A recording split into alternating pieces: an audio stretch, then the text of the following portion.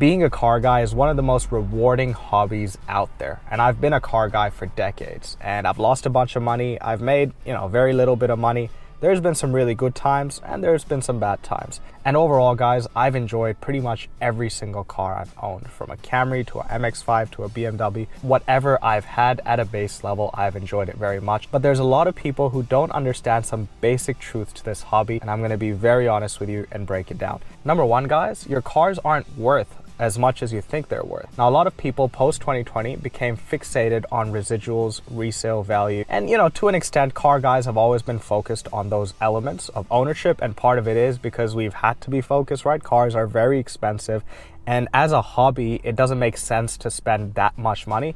So as a car guy, every person who's reasonable does seem to care about residual value, so one day they could get their money back and put it into something else or move on to the next car. So I think it's a very good part of the hobby that we actually care about those things. But a lot of people get carried away and they think that their car is worth a lot of money. Cars depreciate. Even the most expensive cars you buy, apart from the really hyped cars in certain eras, then they baseline as well. Apart from those cars generally speaking depreciate. Especially your M4s and M3s and your Toyota GRs, whatever you have, right? They're not worth as much as you think they're worth. Now, a lot of people buy these cars, they look at what they're listed for online and it makes them feel good. So I've been sort of victim to that thinking as well. But when you actually list your car in the market, Japanese cars generally, what the market is asking, the sellers more or less pay close to that. With European cars, because of repairs and maintenance, there's a high amount of risk. Often there's turbo failures, there's things lurking, there's complexities. Because of that, it's very difficult to find a buyer who's going to pay you the price that you want for your Euro car. So that's the number one thing, guys. Your car is not worth as much as you think it's worth. And it's the same case for me as well. It's the same case for all of us. Number two, no one really cares about what you drive. Now, guys, a lot of people, when they drive their cars, they're looking around, they get a lot of value out of, maybe, oh, was he watching me or were they seeing my car? But guys, in reality, everyone's busy with their lives. No one has time to think about anyone else, right? Think about the last time you thought about someone else.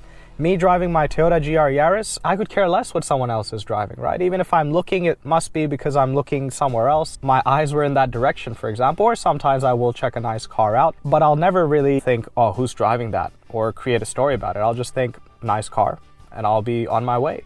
That's about it. That's sort of the maximum you're gonna get with these cars, right? And the reason I wanted to flag this is because a lot of people think that there's value add from that, where, oh, I drive a nice car, people think I have a nice car. Where's the value add? Let's say someone even saw your car and were admiring it. You get nothing out of that, guys.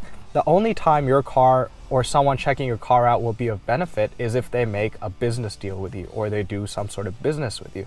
That's beneficial, right? If you buy a car from that perspective and you're trying to achieve that element, that's different. I can understand that, but 99% of the cases, guys, no one cares about your car, only you care about it. The third thing I wanted to cover is that all cars have defects. If you're part of this hobby long enough, you'll end up buying a car that has some sort of issue, whether new or used.